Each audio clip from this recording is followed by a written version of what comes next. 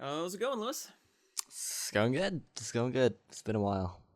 Yeah, it's we took last week off because I was busy on that Friday, so we couldn't record, and then our Oh makeup yeah, day is Saturday and you were busy on Saturday. So yeah, we yeah. basically just are like, well, let's just not record that week and we'll do it next week. Which honestly kind of worked in our favor because originally we were going to cover for our popular shows both Orange and Mob Psycho 100, but I noticed around that time that 91 Days actually seemed a bit more popular. So the extra Yeah, week helped me to like check and see if anything changed at all. And Mob Psycho 100 is caught up in popularity, but I think as of right now, 91 Days is still ahead. So we're covering hmm. Orange 91 Days for our popular shows instead. But we'll see what happens. I don't think we're going to change shows at all, but it'll be interesting to see how the popularity of both fluctuates over the season. Yeah. 91 Days is probably.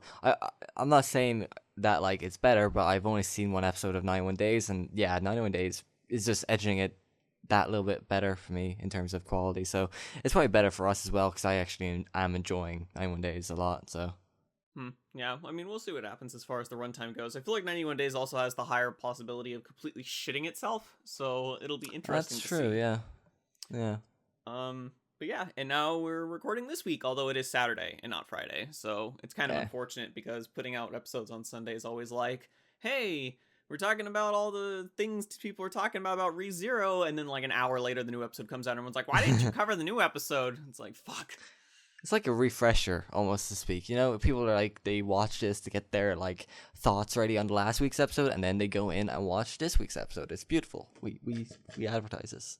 Yeah, just like a little bit of covering the last little what's the word I'm looking for? We're the last little bit of coverage of the episodes before the next Yeah, one airs. And yeah, this and then time, everyone. yeah, and when we put it on Sundays, we really are the last ones, like right an hour before it comes out. Hmm. Hmm. About Yeah, the fresh thoughts right out of the bakery just before you watch the latest episode. It's beautiful. oh yeah, real fresh. Hmm. All right, so we should get into the shows because I don't know how long it'll take us to cover these. We'll be kind of general on the new shows since it's just sort of like we're just starting the new shows, so we'll talk about them more generally rather than the episodes themselves. We'll start covering the Hmm. episodes themselves more starting next week. But we do have a carryover show. What we're doing is Oh yeah.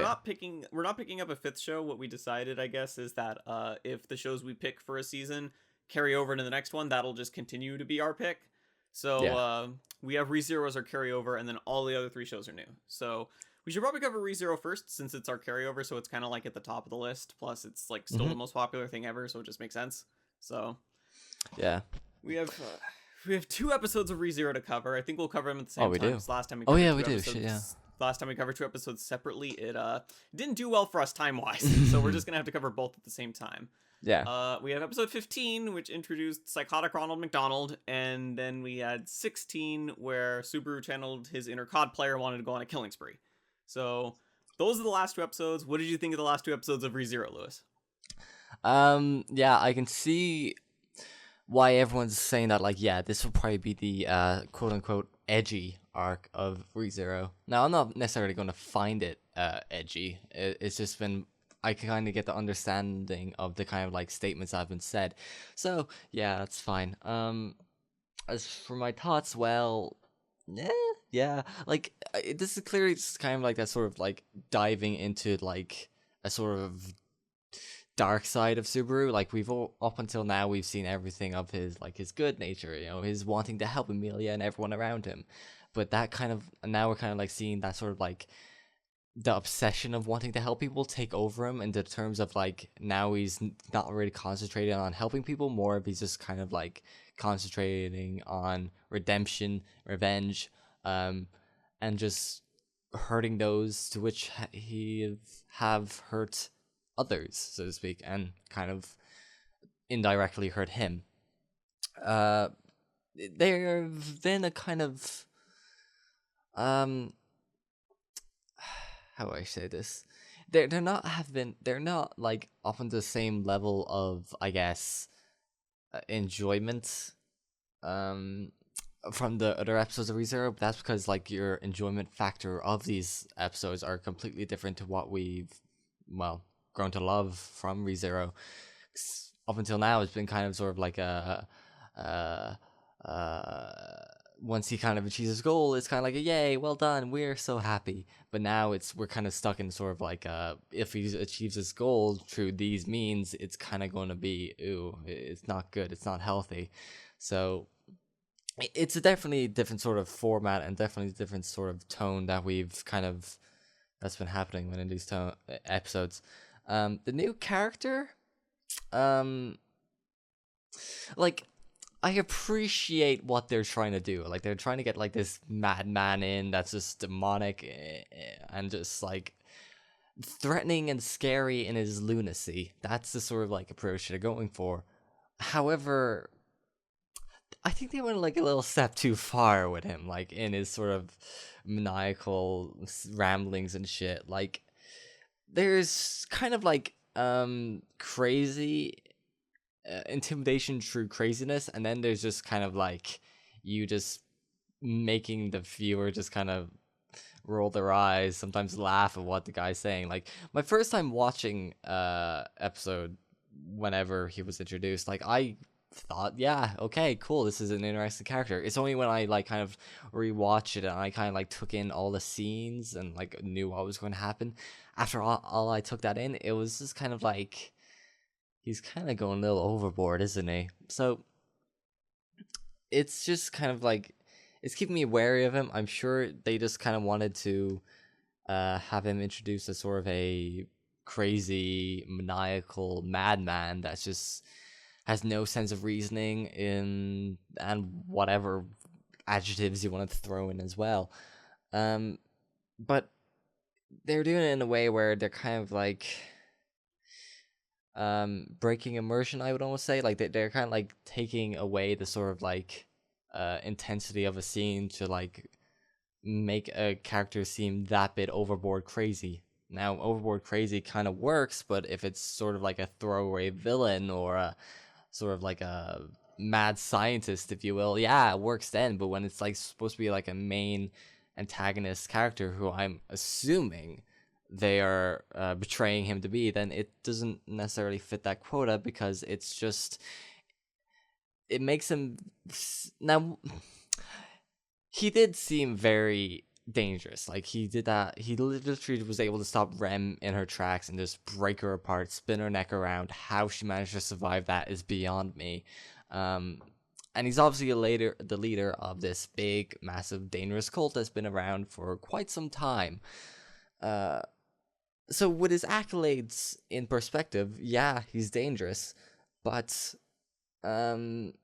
what we were presented with was just kind of a sort of insane, almost silly character that just kind of is entertaining to watch, yeah, but it's not that sort of I don't know. Like, whenever I expect a sort of villain, a sort of psychotic villain, I'm sort of thinking like Yagami, you know, someone who's kind of like who's have that power, just kind of like, you know, overcome them, and in that sort of sense they've just become deranged and lunatic, and they only kind of like break out their lunacy in great sporadic bits, I guess.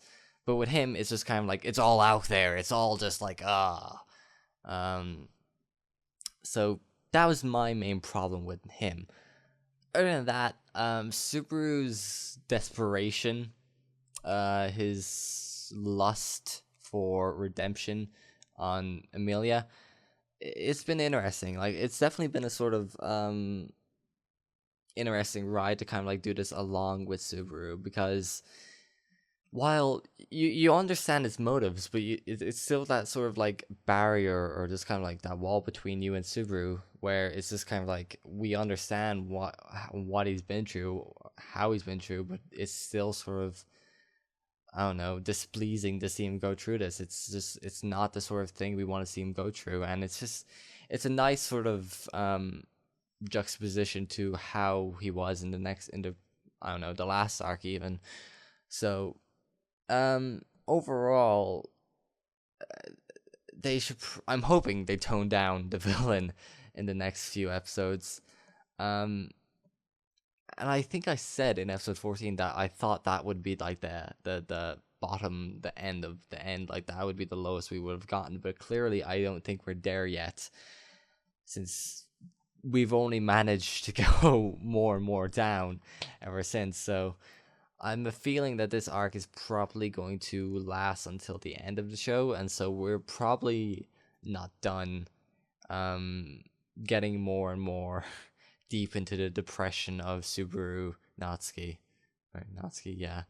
So Yeah, on the villain side of it, I pretty much had the same thoughts as you for the most part, which is that he's definitely, that's what I'm looking for. Over the top and not necessarily in the best way.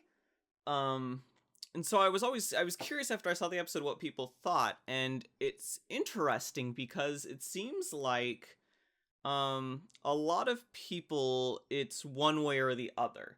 It seems like people who didn't care much for the show are the ones that lean more towards the this is ridiculously over the top and dumb, and the people who like the show seem to like it. And I was trying to figure out what it is, and I think it's simply how you perceive this type of stuff. Because I like, on my front, I like what the show is trying to do with the villain rather than what it literally does, which is the idea that he's genuinely insane, whereas Subaru was just like faking it as like a coping mechanism, which is why he was able to call him out. He's like, you're not insane, you're just like, this is how you think an insane person would act, where you just don't do anything and shit like that, whereas he's genuinely insane and unpredictable and he just does shit at the drop of a hat. But the problem was that his antics made it seem, let me just say, times where he was supposed to be creepy, I was laughing instead. Like, that's the kind of thing I think we both are when we watch this sort of thing. And I feel like your perspective when you watch this kind of show is going to determine that a lot. Because whereas we see him do weird shit and it's just funny instead of creepy, a lot of other people won't find it that way. They'll find it genuinely creepy. And they won't break that, kind of outlier barrier, I guess, in a way that makes it kind of break your suspension of disbelief into being in it being creepy into just becoming kind of funny. So I feel like that's probably the reason. Like, there's barely any middle ground, although I guess I'm technically in the middle ground. It's just people like thought it was genuinely creepy, or people thought like it completely fucking jumped the shark. So it was interesting to see that difference, and I think like what I said kind of is an explanation for why that's the case. Doesn't change the fact that I still think it was kind of over the top in the presentation. Like I said, I like the idea of it, that he's genuinely insane and unpredictable, but some of his actions that he did worked, and then the others were just kind of silly. So, but that's just me. I mean, it seems like other people were fine with it. So it may just be, unfortunately, that's how I've become as far as, viewing shows like this. Like, it's easy for me to see. Like, I have a fucked up sense of humor. Like, I like dark humored shows. So when it does shit like this, I view it as humor rather than genuinely creepy. So that's just kind of how it is. I think, but the rest of the episode definitely made up for that. Like, I was lackluster on the villain, but the rest of the episode is great. Like how it ended with the fucking giant monster coming out of the thing and Subaru getting decapitated and the credits rolling classic movie style while it fucking builds up snow on him. Like, that was great shit. That was good stuff. That was like, I don't know the word I'm looking for, but it was good. And then, and then the next episode was good too to see. I'm interested where they're going with the whale thing. I mean, they've mentioned it a couple times, so it's definitely a thing. And it seems like they made it seem like if you encounter it, like you're just fucked, you're dead. And I'm getting a fucking phone call. This is not the time. That's unfortunate.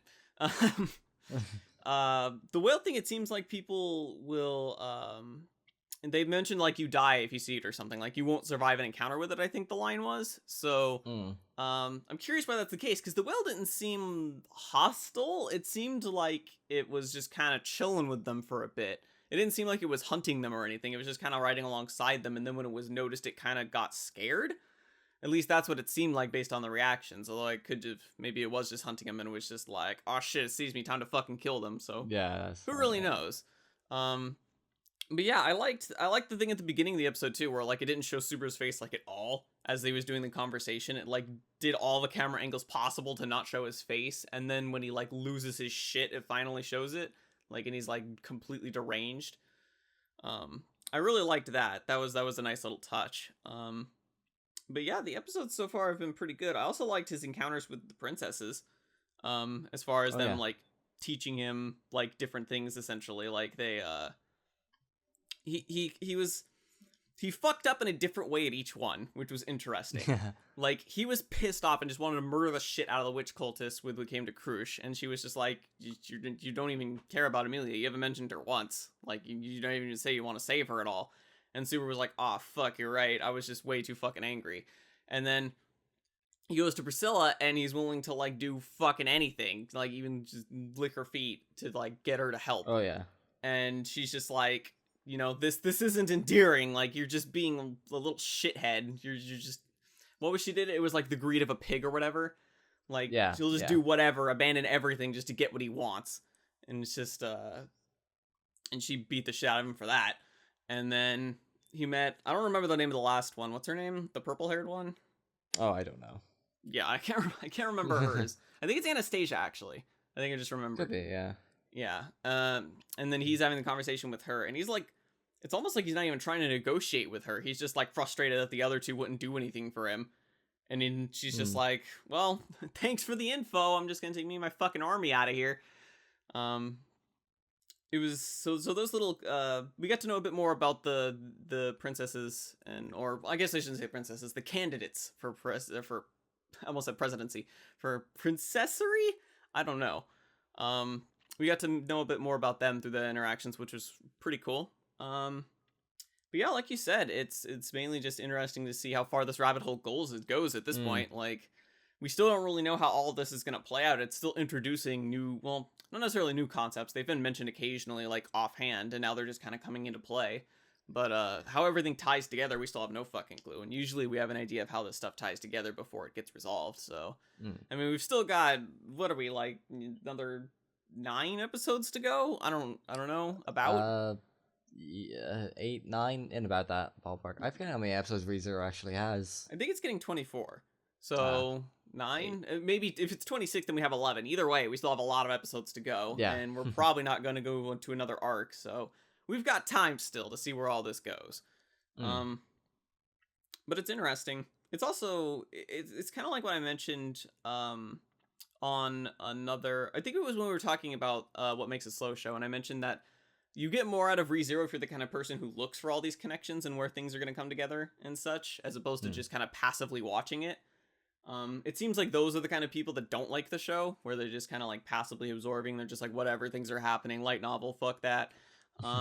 Whereas people who actually are trying to like piece things together get more out of it, which I guess maybe is a given. Like, the more you care about a show to do something like that, the more you're going to like it. Maybe it's just kind of given, but I feel like there's enough there for you to get stuff out of ReZero if you actually give a shit. I feel like ReZero is almost like a perfect example of like giving a show the benefit of the doubt will determine whether you like it or not. Because people who got their, it seems like people who have their hangups about light novels, the people who don't like the show, because almost everyone who doesn't like the show and says it's shit is like also happens to mention light novel in a negative context whenever they're talking about it. So it's unfortunate that that's a thing, that people have biases against mediums at this point, although it wasn't helped by some people constantly reiterating like, oh, light novel trash. So now that mindset is in everyone's heads, and it makes them biased towards shows, even though they should judge it just purely based on whatever it is. But that's a conversation for another time. I hate light novels, but I love Toradora. Exactly. Like, there's so many good light novels. It's a weird mindset, really. You know what the argument then becomes? Light novels were so good back in the day. How is it? Yeah. Anime was so good back in the day. Oh, why won't anime be great again? God. That's how it is. Make anime great again. Yeah. And that's not even it. Like, it's not even a case of, like, maybe there were more light novels and such that were better back in the day, but the thing is, like, it doesn't mean that all the light novels out now suck. It's just, it's all marketing. Like, publishers largely decide what they adapt, and they're just following the fucking money. Fucking My Little Sister Can't Be This Cute made fucking retarded amounts of money. What the fuck kind of light novels do you think they're gonna adapt at this point? Like, no, man. It's like people act like the only light novels in existence get animated. People act like every light novel in existence automatically gets an anime, so we've seen all the light novels in existence. It's just a little bit of a, I guess, what was it? Hypocrisy? No. It's just kind of like a weird sort of like mindset, really, of just it's willful ignorance is what it is. Yeah. Like, it's kind of like a sort of, I don't know. It's kind of nice to keep to a norm sort of thing and have our own little mindsets while going into anime. It's only a thing I've actually really noticed within anime of all things. Like, manga will always have this sort of like approach to it. Light novels always have this direct approach to it. Original anime would always just be this sort of wild card sort of thing. Like, it's just this weird sort of mindset that I don't really see here. And it's kind of, it's not necessarily killing the industry, but it's certainly having an impact on like what people will watch and shit, and it's kind of fucked up, really. Yeah, I don't know. It's definitely a thing. But we are going a bit off topic. Was there anything else you wanted to mention about ReZero, the 2 episodes? No, that was pretty much it. Yeah. That's about a good chunk of time to cover it, anyways. All right, so the next stuff, we're gonna cover our new shows. We should probably cover the most popular first because that just makes sense. That's what we did last season, I believe. Mm-hmm. And the most popular show airing this season is Orange. So, I should also mention, I don't know how many episodes you're in on these shows, Lewis. I think you're not caught up on all of them. Oh no, I've watched all 3 episodes of Orange. It's only Thunderbolt Fantasy I'm behind on. Spoilers. Okay, so yeah, you're caught up on the others then. All right. So what did you think of? Well, I guess I shouldn't say what did you think of the 3 episodes of Orange, since we're covering these generally right now since it's the first week. So what do you think of Orange so far? I guess. Yeah. Orange, huh? Well, more like borange, because it's so boring. It's just boring. It's boring. Anyways, so Orange, yeah. Why do the characters laugh so much? I don't get it. Like, some of the things they say is just not even funny, and then it's erupt into maniacal laughter. I don't. Anyways, yeah, it's. Oh god, it's boring. It really is. Like, it's just not even sort of me legitimately hating the show or anything. It's not even like a factor of me hating the characters or like hating what they're doing or hating their like sort of whatever. Like, it's not me hating it. It's just literally just a complete lack of interest and the lack of sort of like situations of it. Because like, whenever the vast majority of your conversations is fucking small talk, I am not going to like pay attention. Like, it's just anyways, like, the first 2 episodes were immensely, they were just drivel, really, to me. Like, they weren't they didn't have much real substance to it. It just fell along this sort of repeating nonsense of just like, oh, I have a note from the future. It tells me to do this. Nah, I'm not gonna do it. Fuck that shit, man. Like, it's just that sort of repeatedness, and that's kind of like, when she actually follows it and just like, it's frustrating to see her do that, but it's also kind of like understandable in the sense that like, yeah, well, you get a mysterious note from you from the future. Like, I get it, but at the same time, it's frustrating. So I don't know. Maybe that's the way what the show wanted me to think, but it's more of like frustrating on a meta level, I guess. Also, the characters are just. It's kind of funny how we kind of like compare this to. Bringing back Copenhagen here, like how we always said, like, episode 8 was like one of the best episodes because like it was literally just like a downplayed episode. Everything was like casual, informal, and it was just like the characters interacting, giving them like making them feel like actual human beings. This show does that all the time, and it's ironically making the characters a lot more stale. Like, it's literally just like they're fitting them all into sort of like personas that's literally just kind of like said in episode 3. Like, you got the kind of like cheery happy girl, the guy who likes sports, the dude is kind of like a weird smart nerd guy, I don't know, and you got the sort of like friend girl that was kind of like the overseer of the group kind of, and then you got the main character. Like, they're all just kind of like fitting into like each sort of persona and not really kind of like divulging their personalities outwards, and like it's just drivel, really. Now, episode 3, I must admit, was a lot better. Like, it did actually go a little bit further into the notes, I guess. It was a lot more focused on Naho taking action, which was great to see. even if it was action that was futile. See, that's why I kind of liked watching. It was just like, I appreciate action that is futile, or action. No, I appreciate action taken that is futile rather than no action at all. That's what I appreciate the most. Like, but so yeah, it was a lot better of an episode because, well, mainly because things happened. The characters weren't all that annoying that this episode, and for a large portion of the episode, I actually kind of cared. I wasn't really like drifting off. Uh, so yeah, I'm not saying it's a bad show. It's just for the large portion of it, I am bored to death. So that's my thoughts on Orange so far. Well, now that we're done with Lewis's shit taste, I can get into mine. Wow. So Wow. it's like Boku Hero Academia all over again.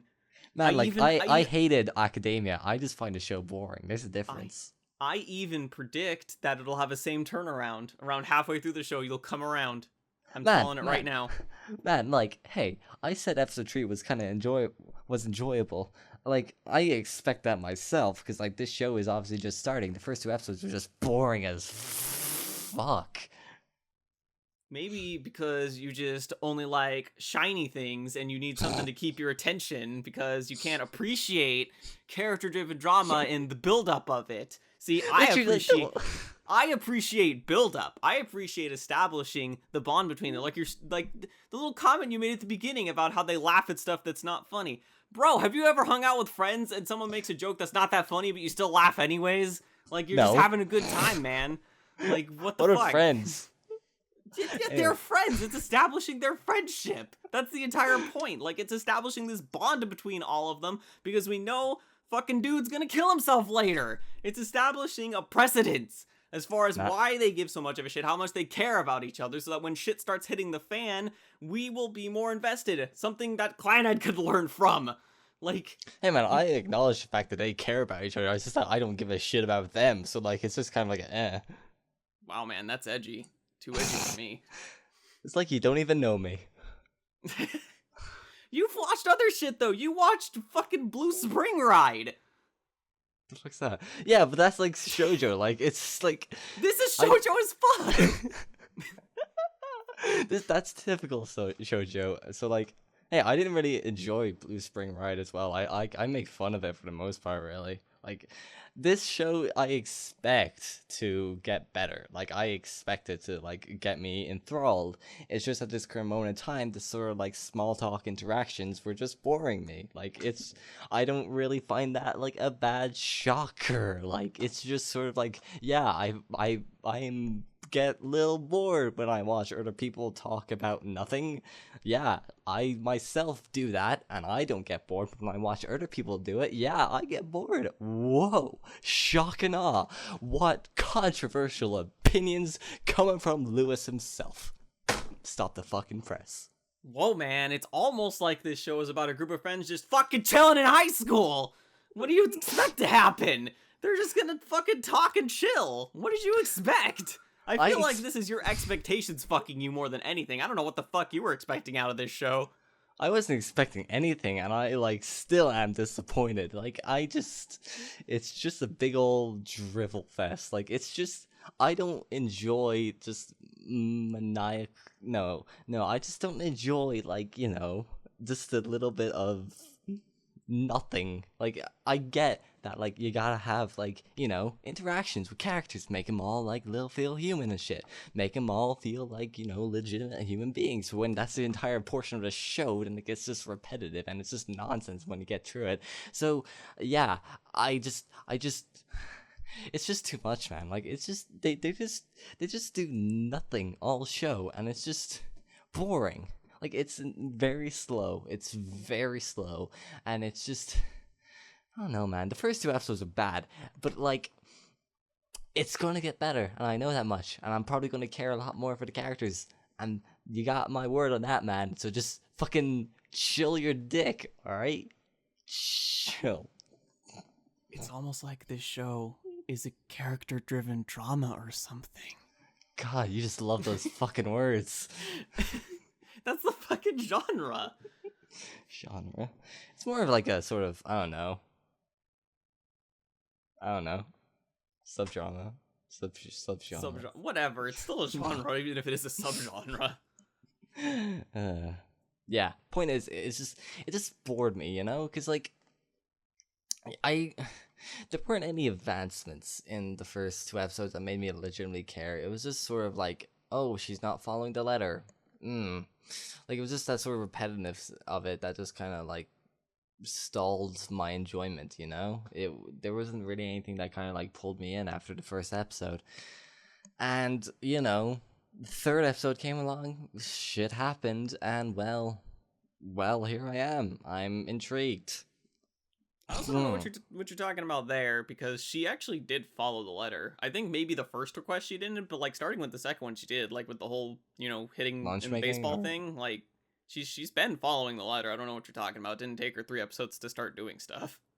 Well, like, did she like not follow it in the baseball thing? Like, she wasn't meant to hit, but then she did actually hit. And then no, the thing was that she normally didn't hit the ball, and the point was the letter said that she was disappointed later that she didn't do it, and she was originally also not going to do it, but then she was thinking about it and she thought about it, and then she was like, no wait, never mind, I will hit it. So she did follow the letter, because the letter told her to change her mind and hit the ball. I don't know, man. Maybe I just maybe I just remembering wrong or something. I don't know. And also, I don't know. You don't know. I don't know.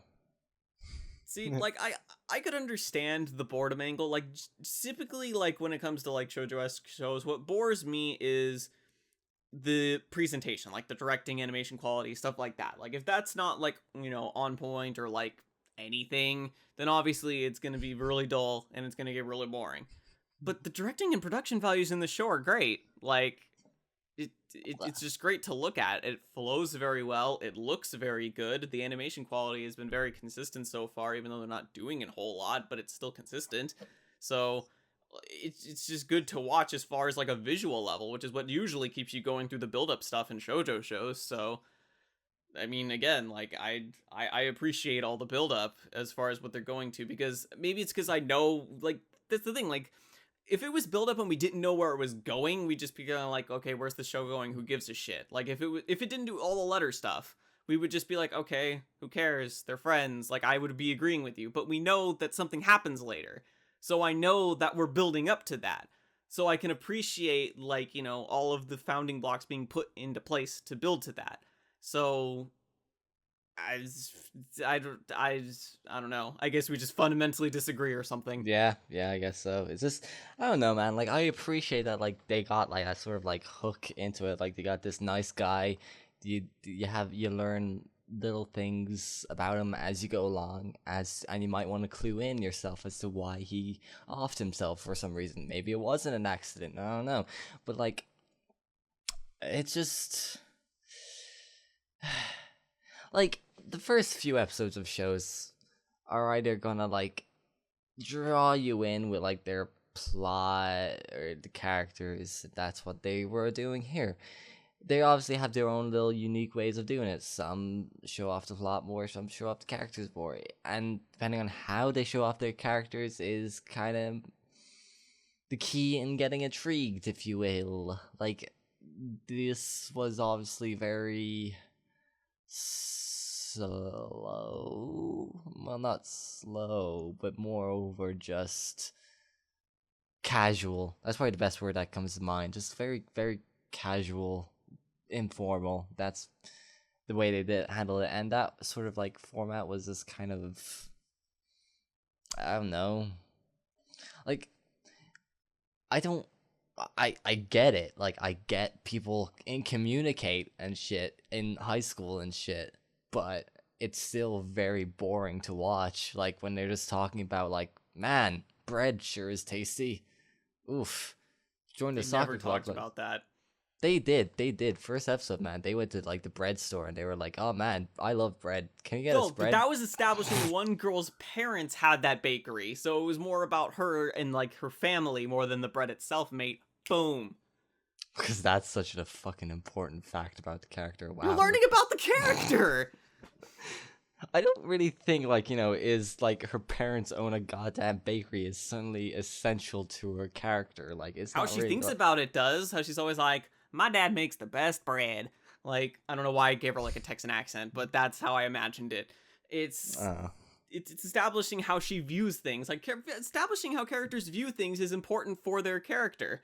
Like the whole fact that there's basically a love triangle going on right now, and it hasn't like shoved it in your face.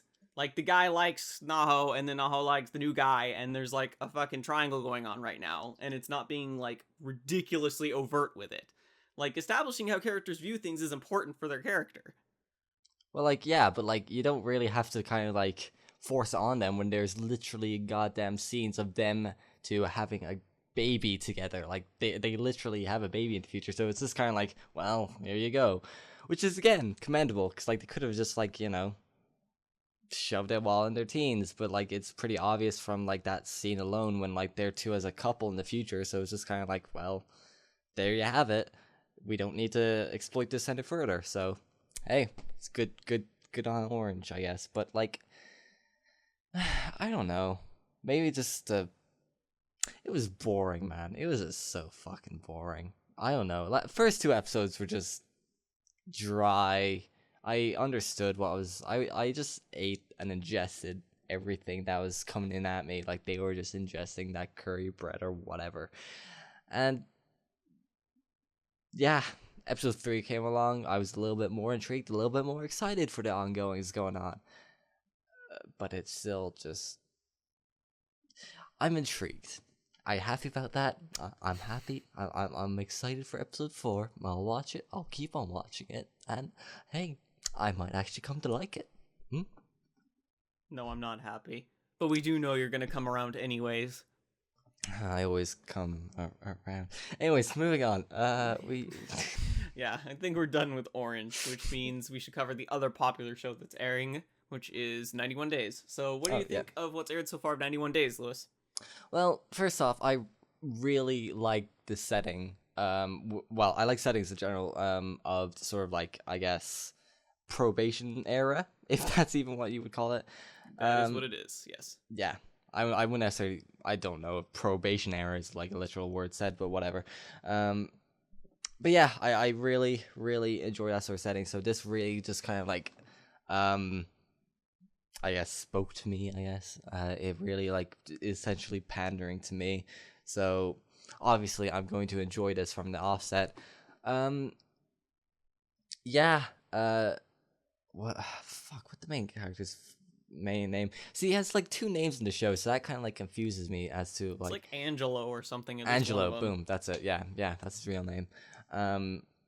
He's a really cool character to watch, I think. Like, he's like, I don't know, mysterious for a lack of a better word. Like, he kind of like, that he's fucked up. So you've seen this sort of ongoings going around. It's very interesting to see how he's sort of like going undercover, I guess, is probably the best way to put it. So yeah, I really enjoyed his sort of like ongoings there. The I guess overall family situation is pretty interesting, but that's because I just sort of like enjoy this sort of like mafia shit. So I'm obviously going to have a little bit more of an intrigue into it than others. So just a casual sort of not war, but just sort of like battles. I'm just really not coming up with good words right now. Just the casual sort of like fights and just sort of like word fights, yeah, between them is sort of like a it's very interesting to see, and they're really keeping it at a nice little pace, and it's kind of like they always seem to like be able to come up to a nice little climax each and every time. Each gunfight as well is sort of like, it's realistic, but it's also like dramatized enough that it's still very entertaining. So I really appreciate that. There really isn't much to say on it so far, because it was literally just establishing the plot, showing Angelo's mindset throughout it all. Killing Vano, I think his name is, voiced by Ona Daisuke, I don't know for sure. like that was probably like the key thing in cementing his character, I guess, and his mindset. Like he's good at feigning allegiance and trust, I guess, within like within the family, and he's willing just to kill others on the drop of a dime. That's sort of like his setup of his character right there in that one scene. So that was good. Everything else was super, like the part of him, like the flashback, I guess, between him and his like childhood friends and his family being killed off, like that was nice. Well, not for him, but to watch. Like everything with the ongoings between the Orcas and the Venettis, I believe are the family names. They're sort of like subtle, sort of like well, not subtle. It's sort of like, how would you say it? It's like small little jabs at each other, like, you know, when they sort of had like that marriage, it was obviously a political marriage, and it was just sort of like those insults just being thrown back at each other, and they were just still like silver jabs here and there. Those jabs eventually accumulating into now an all-out war, which probably is going to be the general theme of the show, like the overarching sort of battle between the families throughout from here on out. Yeah, I really don't think there's much to cover in the first few episodes. Like it was good. I enjoyed it. It was literally setting everything up. That was pretty much it. Nothing really, well, I wouldn't necessarily say nothing substantial happened, but definitely a crucial amount of info was given to like give a good foundation to the show. So from here on out, it can go either way really from here on out. It's got a good foundation at the moment, but we know firsthand of a show that can easily crush a good foundation, so I'm hoping that it doesn't do that. Yeah, it's I mentioned it before, but it is kind of the show where it could completely collapse in on itself. Yeah. And in no small part due to Shuka being the fucking animation studio, since we've seen what happens when shit hits the fan in Durarara. They things get weird. Keyframes start missing. Yeah. So just on a visual aspect, it'll be interesting to see if the show keeps it up. Although I think it's only like 12 episodes or so, so hopefully they won't like completely shit themselves. But if they do, it'll be certainly interesting to see. I don't care as much about the setting as you do, probably because American education has completely bored me on America's past, so I don't give a shit about Prohibition era. It's true. So it's always the thing. Every other country's history is way more interesting than your own. So that's true. Yeah, that's very true. Yeah. Yeah. So Prohibition era doesn't do as much for me as it does for you. I don't even care much about the families at this point because they haven't really done anything other than sit around and talk about how great they are. So I want more interactivity between them. The minions are goofing and they're, you know, going at it between each of them, which is helping a lot. But it's honestly it's a bit interesting to see the difference in the main character if you compare this and ReZero, like especially the most recent episode with ReZero. You know, Subaru's like murderous rampage. He wants to go on a revenge and he's chided for it. Whereas in this one, it's like the entire point. Yeah. The main character wants to go on this murderous rampage and kill everyone, but I feel like it'll still tie in together in a similar way, because how much money are you willing to throw down that he's totally being fucking used? Dude gets a list out of nowhere about who did the crime way back when he was a kid. Oh yeah. Yeah, he's being used as fuck right now. Yeah. But the question ultimately becomes by who? Because like who would think to use this kid or whatever like this? Because it's a bit cheating, but a main part of the reason why I think he's being used like this is the fact that he's already killed off someone so quickly, and it looks like he's going to kill off Nero pretty quickly too, and there's still a few episodes to go, so kind of meta cheating here. There's a lot of episodes left, so something tells me the story's not going to be over when he kills them, unless he wants to destroy the entire family or something. So something tells me he'll discover that it was all a ruse all along, and he was totally fucking used, so... Honestly, it would tie together pretty well. Like, he's so blinded by rage, he kills the wrong people that were treating him like family. It'd be a nice little thematic tie together. I kind of actually hope it happens. It's one of those things where, like, being predictable is not necessarily a bad thing. I want my prediction to be right. Although, they could still do interesting things if they don't do that. Like, it's ultimately a matter of how it plays out. But I like my prediction, so I wouldn't mind it going the way I think it is. Everything else, it's fine. I don't know. It's not it's not the same as with you and Orange, because it's not like I find the show boring or I don't like it. Like, I like it and I watch it and, you know, I'm entertained. It's just like, I guess it's one of those shows that I'm not that invested in. Like, I'm entertained by it, but I don't really have much investment at this point. Like, it's just kind of like, all right, this is a cool show, sure. But then, like, you know, it ends and then like a month later I forget that I watched it. You know, it's that kind of show. But I think the most interesting thing about the show, honestly, is I want to see how the dub goes, because whenever we have like late, you know, American history shows in anime, like the dub usually, like, they go really hard on the dub because like the setting's perfect for it. Like, Baccano has a fantastic English dub. So I'm curious if like we'll get a second coming sort of in 91 days and they pull out another really good English dub with admittedly somewhat half-baked accents for the time, but still, it's like, at least they're trying, you know, they're putting on an effort to actually do it, because why not go all out when the setting's actually, you know, Western? You know, it makes it a lot easier for the dub to feel right, as opposed to like some jackass in high school and it's just like, I'm Bob, this is definitely an English show, you know? Yeah. So that's honestly what I'm most interested in, is the English dub. Although I think Crunchyroll has the rights to the show, not Funimation, so I don't think it's going to get simul-dubbed. Although apparently now Funimation, or the Crunchyroll, is going to start doing disc releases and dubbing shows and shit, which is going to be very, very interesting to see. I'm curious if they're actually going to put effort into their dubbing, or if they're going to go the ways of recent Funimation, where they're like, just get the janitor to dub it.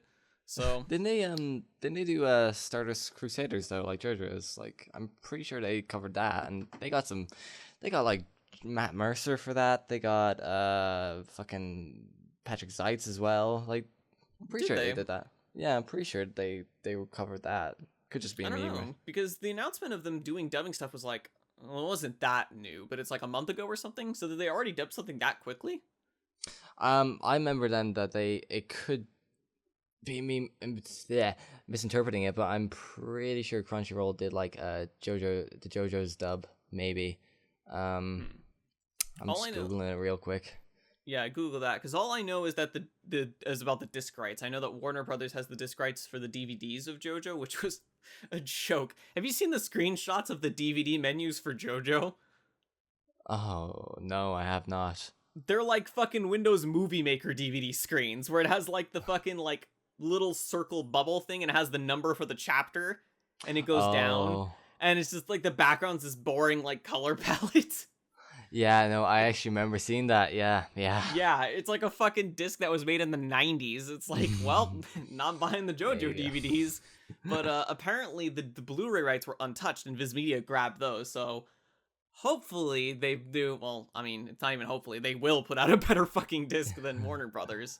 So hopefully I can grab that so I can finally have some JoJo on Blu-ray. But yeah, if you're right and Crunchyroll did dub JoJo, I'd be interested. Or if they haven't, I'm still interested to see how they do dub-wise and if they actually give a shit about you know, hiring. Because the thing is, Crunchyroll's raking in the money with their simulcast, so they could probably afford to get union actors and shit. So it'd be nice to see a little bit of a return of union actors to anime, as opposed to like them being exclusively in video games at this point, because video games pay better.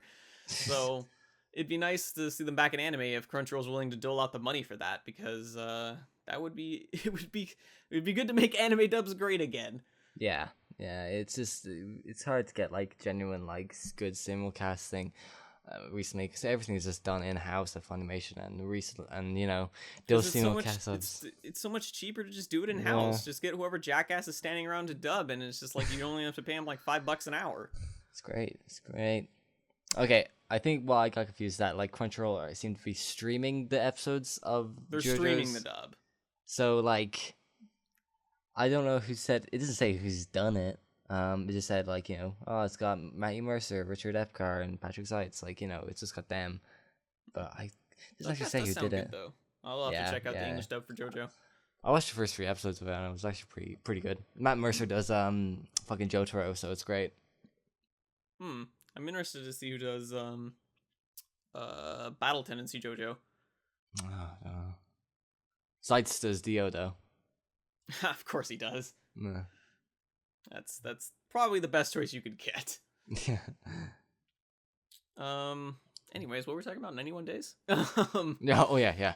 Yeah, 91 days. We got into a bit of a voice acting discussion. Wow, big shocker. Sorry it took us this long.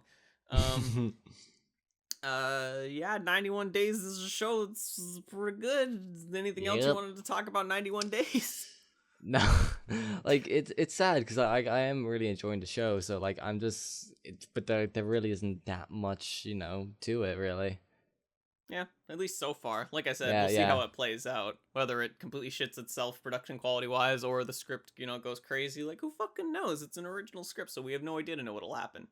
It'll probably, I don't know, it'll go away, that's for sure. What if it does everything? What if the script goes crazy and it gets good, but then the production quality also shits itself? Then people will, like, there'll be a mixed reception, right? I'm pretty sure the vast majority of people would, like, hate on it, because, like, it's not pretty, but whatever. Well, it's not just being pretty. Like, when you lose production value, you lose keyframes if you're Studio Shuka, so sometimes it's hard to know what the fuck's happening. Oh, well. I'll be able to imagine it. Yeah. And, we should move on to the last show, which is, my pick for the season and the return of Lewis's shit taste. I picked for this season. Originally, I was actually deciding between this and 91 Days, but then the whole popular show thing became a thing, and it's like, well, I guess we'll do 91 Days for our show. So it made it really easy for me to pick Thunderbolt Fantasy, which isn't an anime. Which is absolutely anime. It has the highest production quality and of animation and art in anything airing this season. It has the highest frame rate of anything airing this season, and the art and animation quality don't seem like they'll ever dip throughout the entire show's run. So it's literally puppets, man. So it's basically like, I don't, they clearly have a lot of production value and effort put into this, to keep the animation and art so consistent. Literally and puppets, the story is pretty anime as fuck too, and it's on Crunchyroll, so it seemed like a pretty valid pick. So I grabbed it. So you actually aren't caught up on it because you suck, but what do you think of the one episode you've seen so far, Lewis? It's literally puppets, man. Like, it's just like, I see past gimmicks, okay? I tend to look past the sort of, like, I don't know, facade of kind of like uniqueness that they're trying to like overshade themselves. Obviously, they're doing like a fucking stellar job of trying to keep that facade alive and well. And like, I get it. It's puppets. So fucking original. Team America did this back 10 years ago. But like, when you look past it, it's nothing. It's anime. Yeah. Woo. Like, I get the sort of like, it's just like we're making fun of ourselves. We're making fun of the genre we're having in by being puppets, but like, it's kind of like, okay, cool. Meh. Like, I get the sort of like, haha, he ripped his own head off. Haha. Like, it's not entertaining in the slightest. Like, it's not funny because like there are no jokes other than laughing at the show, which whenever you have to do that is just a poor excuse for a show, because when you laugh at something, it's tend to be bullying. So I'm not going to use that as an excuse to find that to enjoy a legitimate piece of entertainment, if you will even goddamn call this goddamn fucking hell send of a show an anime. It's just not entertaining. Like, like, yeah, it's puppets. Like, haha. Like, that's all I gotta say. Like, it's when you're like literally going that extra mile to make fun of the genre you're in by just employing puppets, then do you really have to really go that extra mile, really? It's just not funny. It's not funny. The actual content of itself. Let's say for certain that it's not actually trying to be funny here, and it's actually trying to tell a legitimate story. We've seen this story told a bunch of billion times already. I think I swore I've already seen this goddamn anime before, but hey, whatever. Let's just go wild here. They're puppets, right? So it's a nice little fallback, is all I can say. They got a nice little medium, you know. If people actually enjoy the show, great, cool, you know. It's funny, it's great, you know. The show is enthralling. It's immersive. It's beautiful. It's art. If people don't like the show, well, we're supposed to be bad. Like, come on now. We're not serious. We're not. Did you think we were serious? Like, we're not serious in making this show. Like, as if. The show sucks, man. To answer your question, no, it's not supposed to be funny. It is a serious show. It's actually a production company in Taiwan or something, I believe, that Gen Urobuchi's over at. It's this little project he was doing over there, and they were doing a puppet studio over there. It actually originally aired in Taiwan, and they redubbed it into Japanese and did everything in that regard as far as it's airing over in Japan. I can actually appreciate good puppetry, unlike some barbarians. So I can appreciate good puppetry. So, hey man, I'd like to see you do some puppetry with the fucking motion that they're doing, man. Can you do that? I'd like to see it. Well, like, I need to get fucking training first. Like, I'm not good. Like, oh, it's so like you're saying you can't just fucking do it, huh? Mate, I can literally say the same thing about, like, any animation, like, ever. It's like, oh man, the animation there. Well, I like to fucking see you draw a picture. Like, mate, that doesn't mean anything. It still means you appreciate the fucking puppetry. Like, God. Like, it doesn't mean, like, some random jackass who knows puppetry can do it either. Like, what the fuck? I just like that sentence, man. It's such a fucking weird sentence. I appreciate good puppetry. Ugh. You gonna continue? No. Okay. Well, that's the end of this week's episode. Hope you all enjoyed it. We just made it underneath the hour mark, so it's good timing really to wrap things up. Any